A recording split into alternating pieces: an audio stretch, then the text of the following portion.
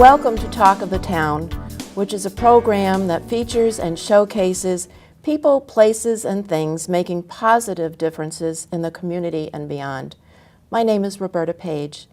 Some of you may remember Talk of the Town from some years ago when Miss Massachusetts was a guest and there was a segment called On Safari. Well, by popular request, I've been asked to bring back some new programs, so I guess what is old is new again. This program is being sponsored by It's West Springfield, which is the nonprofit organization established for the betterment of Westside.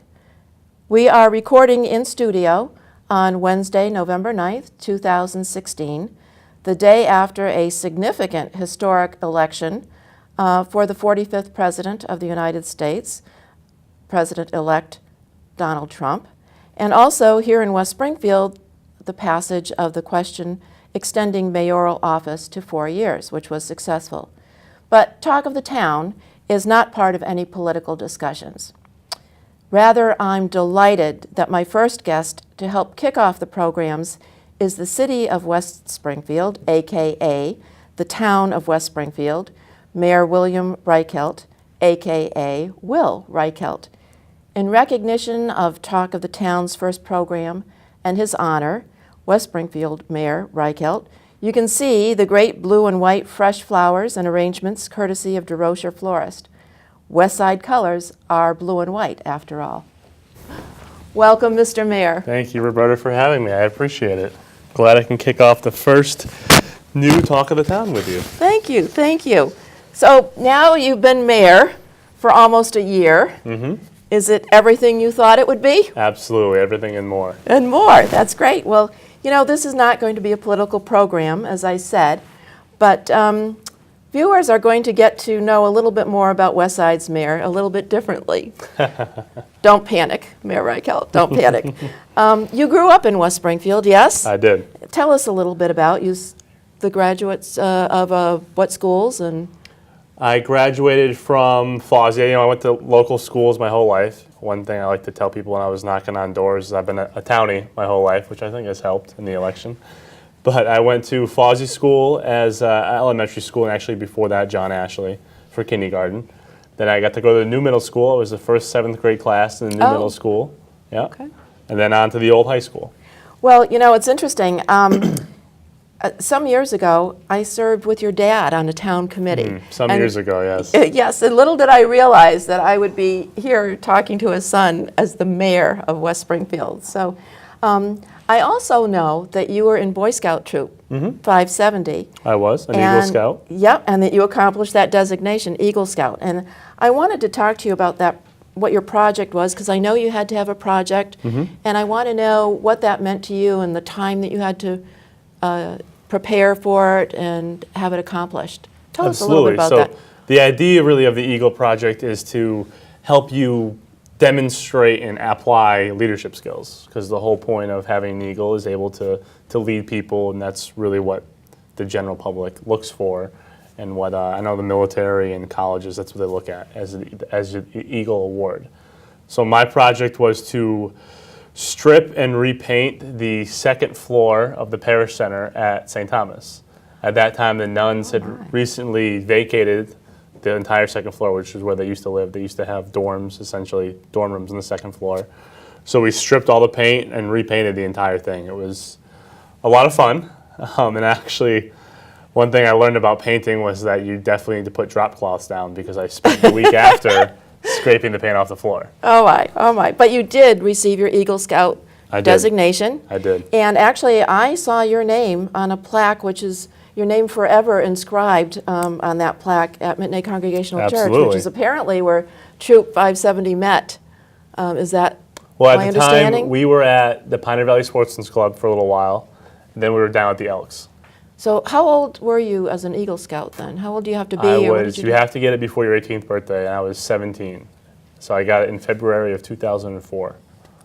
Well, congratulations on that. Thank you. I actually learned just this weekend, too, that Mark Orwatt, Ed Orwatt's son, he spoke at the Veterans Breakfast, was also an Eagle Scout from 570. I think they're all around, those who really have the leadership skills. It served you well, obviously. So far. So far, so good.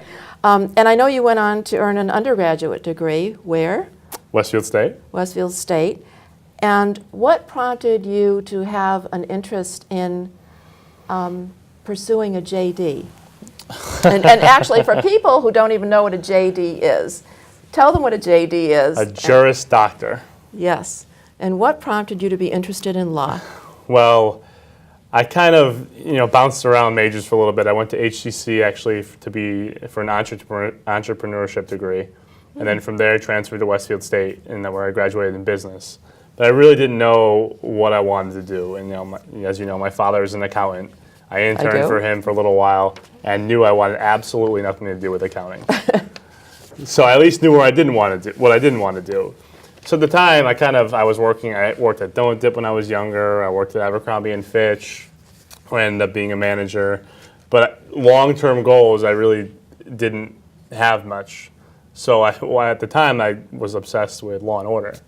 So I said, maybe the television program. Yes, maybe law school. I actually took a law class in HCC, and I took a business law class at Westfield State, and I found it interesting. And one thing I realized, my attendance was kind of spotty back then in college.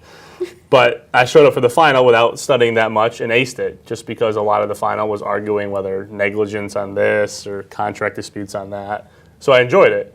So I decided my last semester to take the LSATs, which is the law school entrance exam. Did well, but decided to take a year off, I became a store manager at Abercrombie and Fitch to decide if I really wanted to take that leap to law school. Because like I said, spotty student, didn't know if I wanted to continue on further. But you also had some experience in managerial things. If you were manager of that store. Yes. So, well, I went to law school to be a prosecutor. To be a prosecutor. I wanted to be in front of a jury on trials, just like law. Litigation Yes. kind of thing. Yes. And did you ever have the opportunity to do that, or not really? I did. I worked for the prosecutor's office for 6 months, and then the public defender's office for 6 months, my last year of law school. Did you like being in the courtroom? Loved it. Yeah. Loved it. There's nothing like, and it kind of helped for, knocking on doors and being put on the spot by a resident and a voter and asking you questions. But there's nothing like being in front of that jury and have the other lawyer say objection, and have the judge get up and say, counsel, could you explain yourself? Oh my gosh. And you just kind of stare back and go, wow. Well, I know that you received your JD, your Juris Doctor degree. But we talked about our mutual travels through Europe, actually. And I think I told you that I lived and studied in England and France. And I'm interested, you told me a little bit about the countries that you toured. But I think folks would be interested in knowing what countries you toured and what you learned about the cultures there, the arts, the language, the people. How did that help you to maybe propel you to understand more about people? And we have a lot of cultures here in West Springfield. We do. And so tell us a little bit about that sojourn to Europe. Unfortunately, I only got to go to Italy. So I was only able to visit Italy. But I really had, now this was my last year at Westfield State, so I really had a mentality back then when I was like 21-ish that everyone speaks English everywhere you go. There's no need to learn a foreign language. I had Spanish in high school. Spanish 4 was a little tough. But I really had the mentality of, wherever I go, Rome, Madrid, whatever, they're going to speak English. So it was a huge wake-up call when I got to Italy, and we went outside of Rome. We went down to Naples and stayed there for 2 nights. Gorgeous hotel that opened just for us. It was off-season, overlooking the Mediterranean Sea. And we go to the local bar, and I go to order a drink, and they just stare at me. They have no idea what I'm talking about. So we're trying to do hand gestures, and I realized they spoke no English at all. So there was your understanding of everybody speaks English. Okay, apparently they don't. These cultures are actually very different from ours. Yeah. And over the 2 weeks that I got to travel around, we got to go to down to Naples, down to Sicily, to Palermo. Actually, right across the street from our hotel, there was a dumpster fire that was there because it's the pickpocket capital of the world.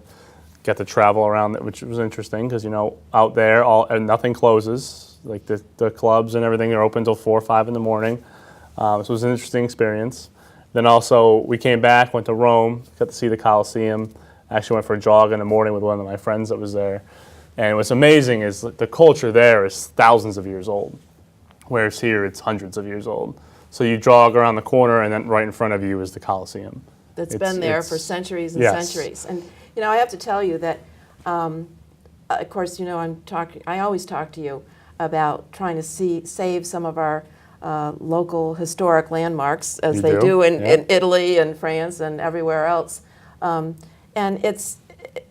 I think that if we can preserve some of the things as they've done throughout the world, that it would be really kind of nice. But that's for another program. It's for open office hours. But I do have to say that, both of us are kind of wearing some snazzy lapel pins here. Very snazzy. Very snazzy, thank you. And they're pins that indicate the 1774 incorporation of the town of West Springfield. And I'm going to tell a little story here because this is interesting. A few weeks ago, I asked your assistant if I could meet with you for a few minutes. And she said, well, it would be about a week or 2 weeks before I could get in to see you. And I thought, oh gosh, no, I begged her to let me see you for 5 minutes before, 7:30 in the morning or 8 o'clock in the Bright morning. and early, catch me off guard. Yes, catch you off guard. And I don't do early morning meetings anymore. Been there, done that, but this was important. So when I walked into your office, you were surprised to see me. It's like, why are you here, Roberta, so early? I didn't have my coffee yet. And do you remember what I asked you? You said you have $20. That's right. I said, check your wallet. I said, check your wallet and see what you have in your wallet.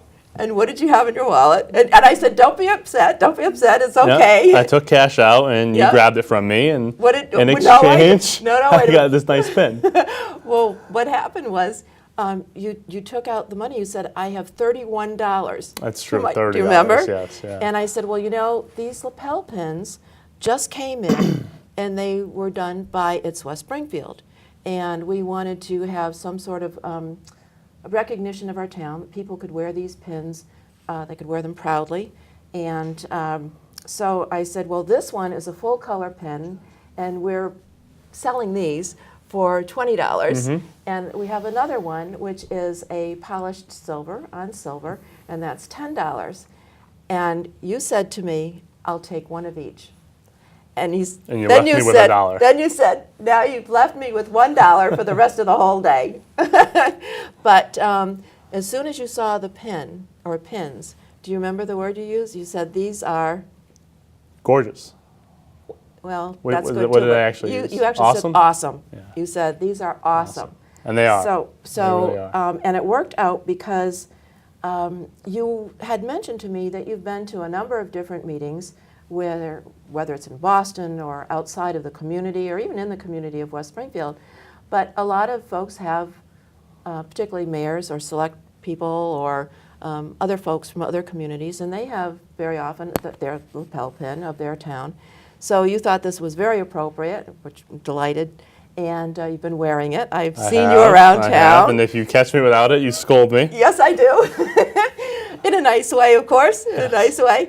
But it's really kind of nice. What happened was It's West Springfield decided that to take the original 1774 black and white seal of the town and sort of snazz it up a little bit. So we made it a little bit snazzy and top shelf. It's classy and very well done, I think, and you said so. And so hopefully we'll be able to sell these, or actually they're donations. I have to say they're donations for these. Maybe at the West Springfield Public Library for people to be able to get them, and maybe another place in town so that people can wear them proudly. A lot of people go out to other meetings in the communities and for various functions, and so it's nice to be able to say, we're from West Springfield and Absolutely. proud of And it, like you so. said, when I go to my mayor's meetings every month, and I meet with out in Boston, I know the city, mayor of the city of Gardner has one. A lot of the other communities have pins very similar to this, and it's nice to really be able to display that pride when you leave the community. That's So thank you, Roberta. You did Well, a great thank you, job. Mr. Mayor. Thank you. You're one of the youngest mayors talking about all Third these youngest. meetings. Third youngest. Third youngest. Yeah. Well, I know there's one close by. Where's the Fall other one? River Fall is River. 23. 23, Or 24, yeah. really? 23 or 24. Well, so you're the So third. I'm not even in my 20s anymore. So. We'll talk about that in a minute. that had to be, well, maybe not. I would think maybe a little intimidating at first. If you just mentioned you go to these mayor's meetings, and some have been in those capacities for some time, and yet others are new on board, but not necessarily quite as young. Yep. So tell us how that was for your first meeting going in, walking in. Well, I served in the planning board for almost 9 years, so I learned really, and that was when I was 21. From that experience, to kind of, if you don't know what you're talking about, just keep your mouth shut and kind of go with the flow, and you'll figure it out. You don't want to be the one that's yapping away and everyone looks like, who's this kid that just showed up? But using that and kind of working with other mayors and talking with them and showing up to these things often, I get to know them, get to learn from them. And it is somewhat intimidating, but they're very welcoming. The people that I've worked with, even in the community, have been very welcoming and very helpful. That's a good thing. And to run for mayor, you got to have a little bit of an ego, so it works out. It works. You have an ego? A little bit. A little bit. Just a little ego. I guess we might be interested, our viewers would be interested in knowing, what do you think are give me a couple of the best things about being mayor of West Springfield or West Side.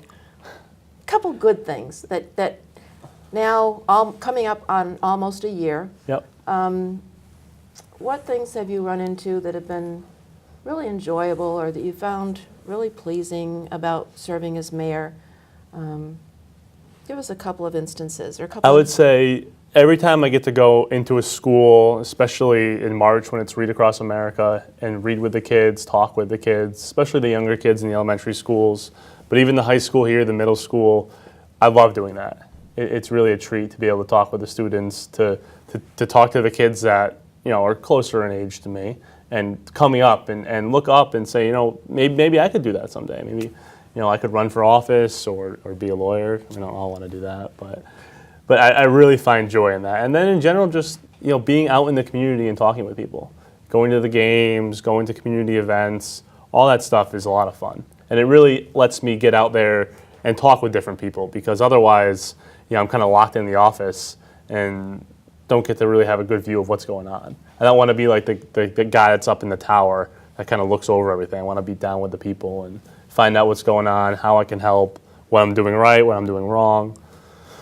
Well, I tell you, you do have community hours that you have frequently on Wednesdays, and sometimes I know you're in the library on Tuesdays. Yep. Tuesdays before school committee meetings. But there are times when you have to attend other meetings and you're out of town or whatever. So, but you're always very gracious, at least when I've been talking with you, for sure, about either emails or being in your office or meeting another time. So. You certainly are open to people coming in and talking with you. Point 1 of the 5-point plan, being approachable and accessible. That's exactly right. That's why I'm bringing it back to the attention of our viewers. You said it, you do it, and you continue to do that. And I'm delighted to hear about the schools, because you do serve as the chair of the school committee, and as you know, in a whole other life, I taught at the high school in West Springfield, the former high school. The old high school that I graduated from. Yeah. Yes, and actually we are both alma maters.